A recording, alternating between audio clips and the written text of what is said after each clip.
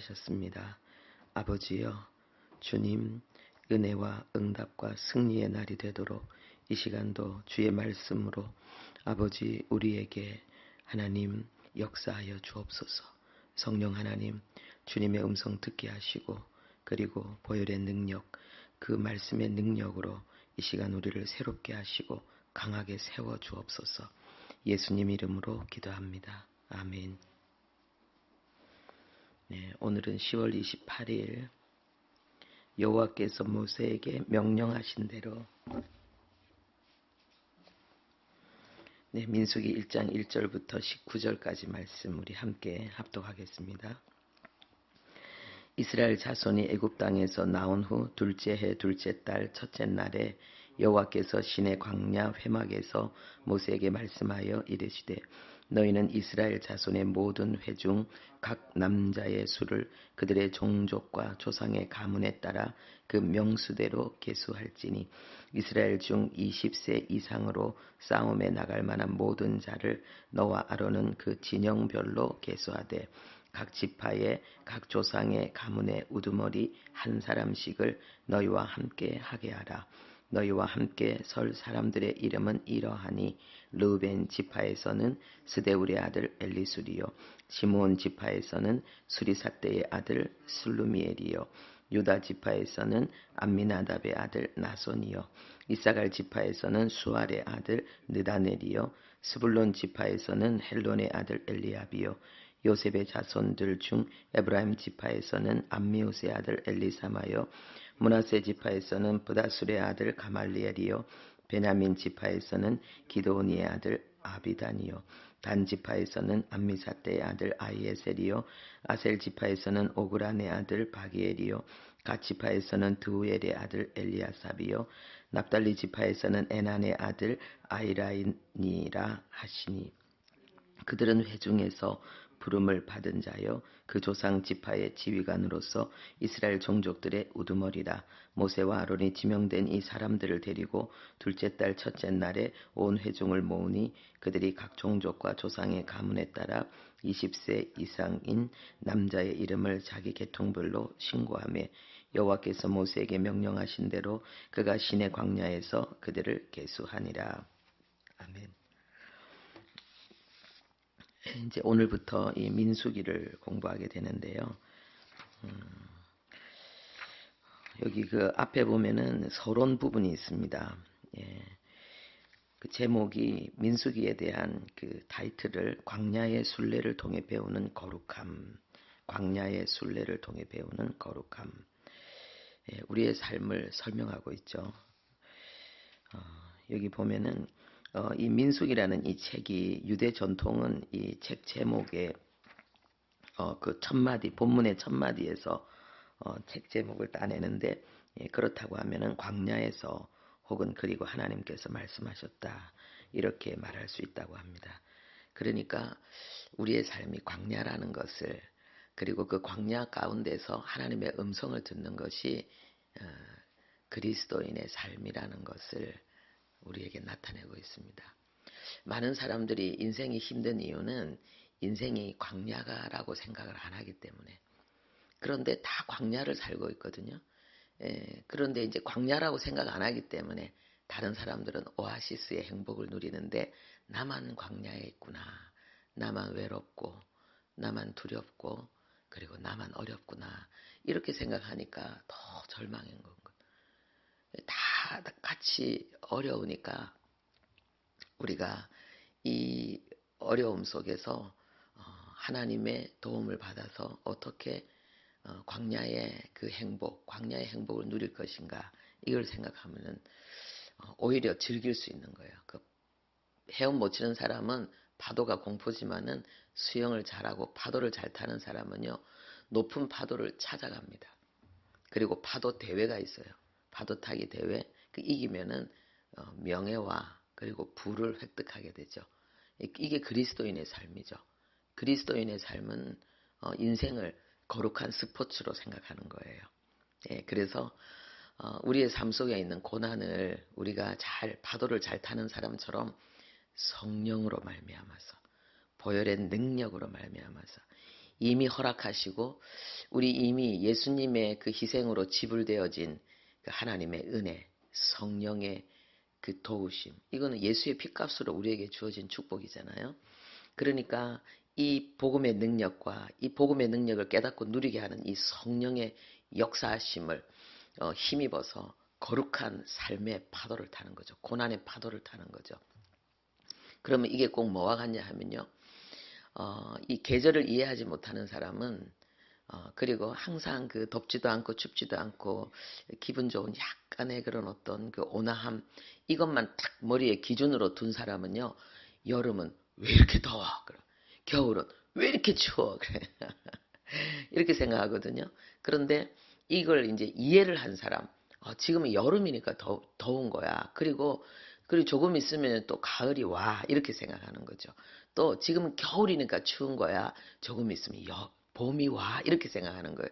그러면은 이 여름을, 이 겨울을 즐길 수가 있는 거예요.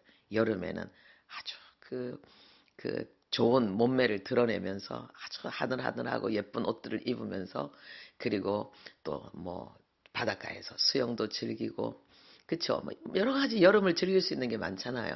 또 겨울에는 또 겨울을 또 즐길 수 있는 게 많잖아요. 산에 가서 스키도 타고, 예, 그리고 그 외에 하여튼 뭐가 많잖아요. 뭐 제가 별로 지금 생각이 잘 안 나는데, 겨울에는 그 따뜻한 그, 그 따뜻한 뭐 온돌방처럼 이 추운 데 있다가 이 따뜻한 데서 발 넣고 이불 밑에서 이렇게 딱 이렇게 뭡니까? 또 재밌는 또 그 책도 읽고 또 맛있는 뭐 것도 먹고 뭐 이렇게 하여튼 즐길 게 많거든요.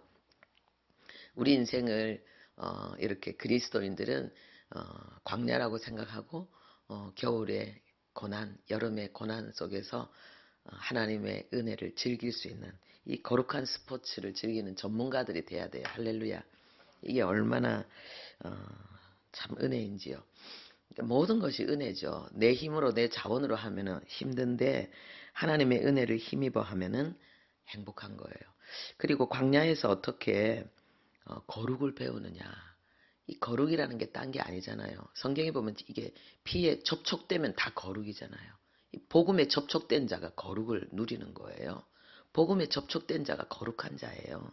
그래서 거룩한 자는 승리하잖아요. 왜냐하면 하나님과 일체이기 때문에. 예. 예수님이 내 몸이라고 했는데 일체죠. 그리스도인은. 그래서 그 하나님과 완전히 연합하는, 완전히 하나 되는 것은 복음으로, 말씀으로 하나 되는 거죠. 말씀이 복음이라는 걸 기억해야 됩니다. 그것은, 말씀은 기쁜 소식이라는 거예요. 하나님께서 우리에게 주신 말씀은 전부 우리에게 평안과 기쁨과 승리를 주는 거죠. 그래서 여기 그 밑에 보면은 지금 이제 그 서론 이 부분을 지금 보고 있습니다. 강대국들, 이스라엘의 강대국들을 보았을 때에 하나님을 향한 믿음을 상실하고 하나님의 약속을 거부했다 그랬습니다. 이게 우리의 삶이지요. 우리에게 어떤 그 가나안의 그 강대함이 느껴졌을 때, 우리가 그때 믿음을 지키느냐, 하나님의 약속을 붙드느냐, 아니면 믿음을 버리느냐, 하나님의 약속을 버리느냐, 이 선택을 우리가 하는 거죠. 우리의 신앙의 여정은 전부 선택이에요.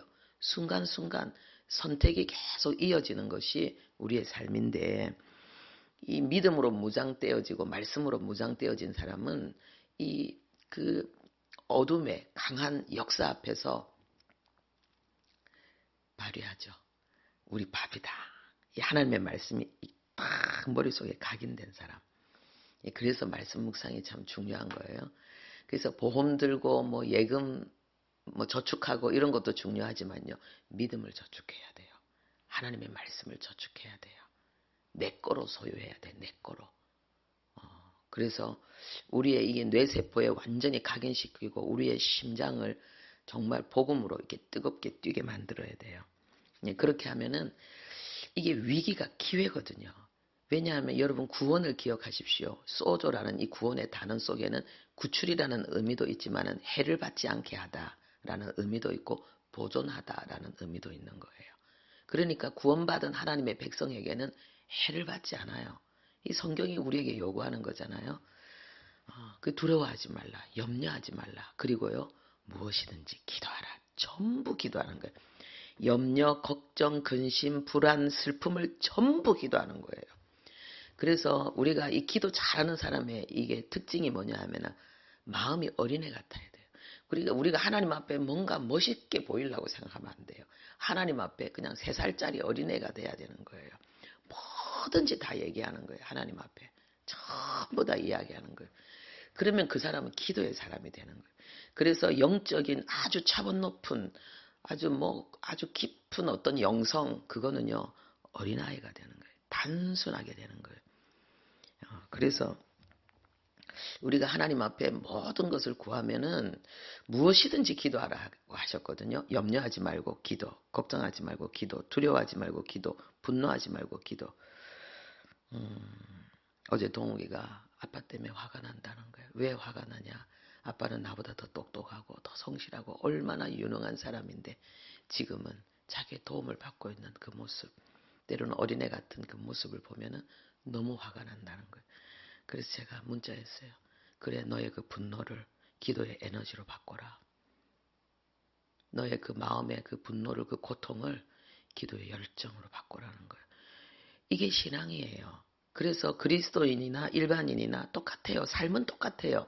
하나님이 어려움을 피해가게 하는 것이 아니라 어려움을 하나님이 이기게 하시는 거예요. 그 비결은 뭐냐? 믿음으로 도전하는 거죠. 우리가 도전할 때에 그 싸움이 뭐냐? 기도예요. 기도는 싸움이에요.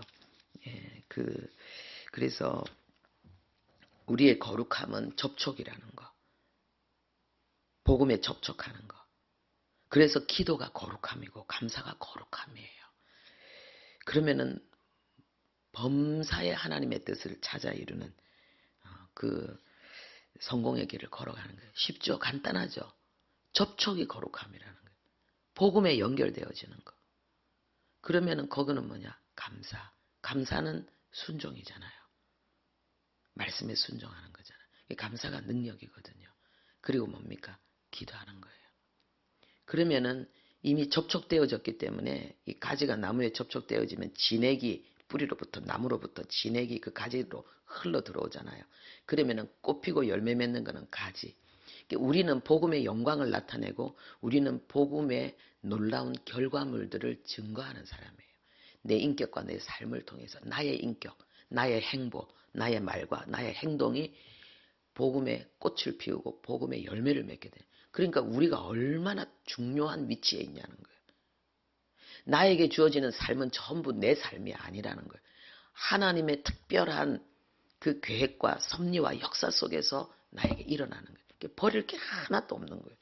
안 좋은 게 하나도 없는 거예요. 해를 받지 않습니다. 해를 받지 않습니다. 하나님 철저히 우리를 보존하십니다.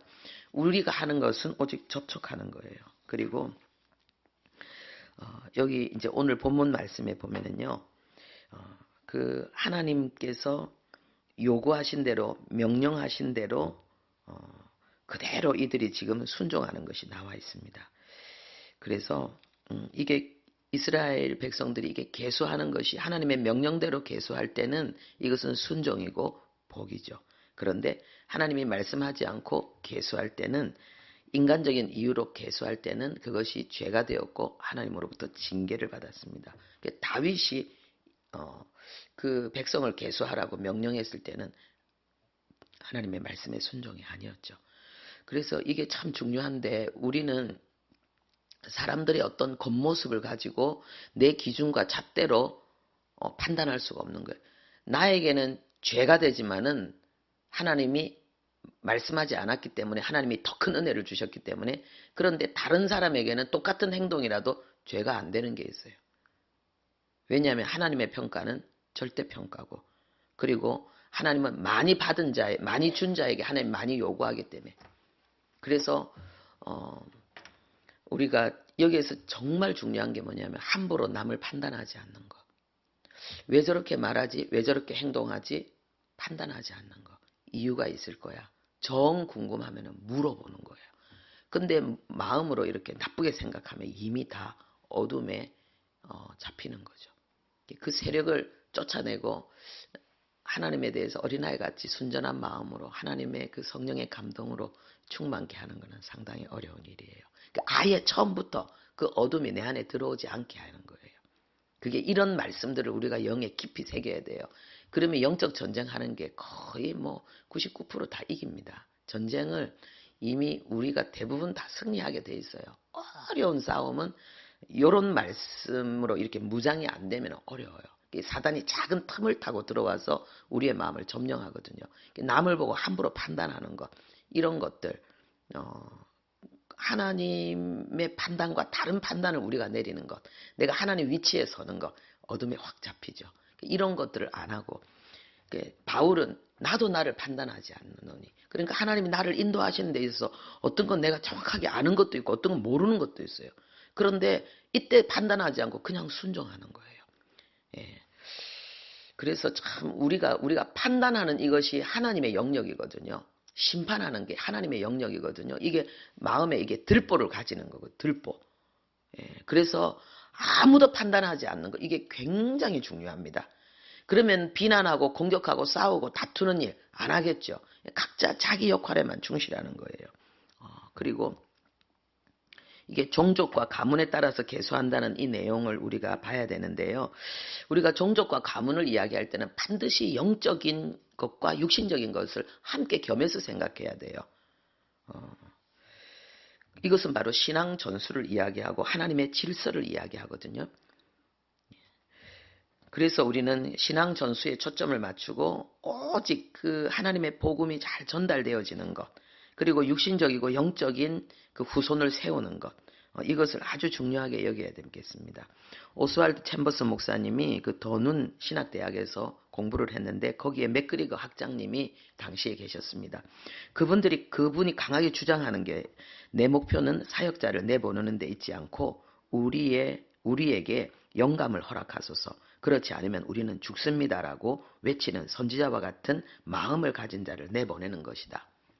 맥그리거 이 학장님이 학생들을 가르칠 때 목표가 이거였다는 것입니다. 그런데 이 오스왈드 챔버스 목사님이 나중에 성경훈련대학을 세웠는데 그때 학생들에게 가르치는 내용이 바로 이런 거였어요. 우리의 목표는 학생들이 지식을 쌓는 것이 아니라 삶이 변하는 것이다. 단어의 의미를 확인하려고 하지 말고 지금 당장 그 단어가 말하는 대로 순종하라. 그러니까 그 스승의 그 제자인 거예요. 그게 바로 신앙 전수인 거예요.